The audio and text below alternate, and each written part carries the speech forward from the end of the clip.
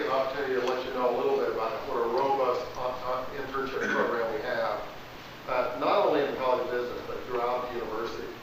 Internships, many of you have read about, are the way that a lot of students are finding ways to enter into the workforce. It's one of those things that it's very hard to see where there's any downside to internship programs, either for the employer or for the students. It allows each one of them to kind of kick the tires, as it were, in terms of a potential employee and how they might figure out if that's really the type of industry or business that the student might want to work in. And then the employer gets the opportunity to see, is this really the type of person that I like to have working with, without making really a long-term commitment. So it's a really interesting process that we try to facilitate a lot through the College of Business. We also help facilitate it for the entire university through the use of a software program called Career Navigator, which run through our Office of Career Connections. Many of you know Jane Bassett, who is our Director of Career Connections. She's the person who's in charge of making sure that that software, that database is up and running. If you have an internship proposal with a job description that you would like to see where you have a student working for you in your organization, she would be the person that would be able to help you develop that and lead you through how you can post that on the online portion of that database so that the students can have access to it. Now, that's not the only way we get the word out. We also have interview processes that take place on campus for internships. Very strong internship programs with our corporate partners in the College of Business.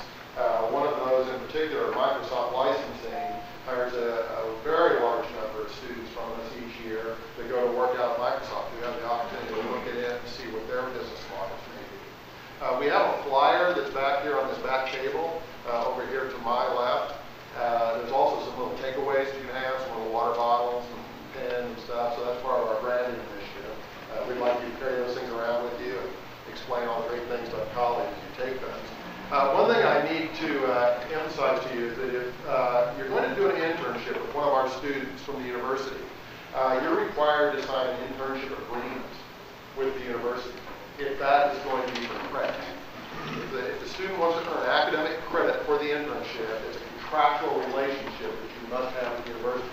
Now, if you're just hiring an intern as a person to come and work for you and it's not going to be for academic credit, you're free to use your own kind of employment processes that you have in place. But if the student's interested in academic credit, make sure you talk to us about what that agreement looks like that you're going to have. The second thing that I point out to you, and this is for the business college in particular, and you have to talk to other colleges about how they do it, but we draw a hard line in the sand is that we do not support unpaid internships. There's a lot of reasons for that.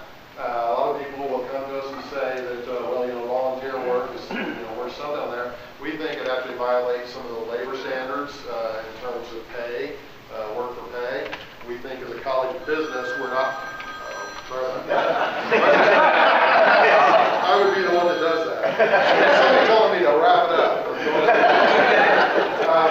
But we don't do unpaid internships. We don't facilitate those. If our students find one and they want to do one, that's fine.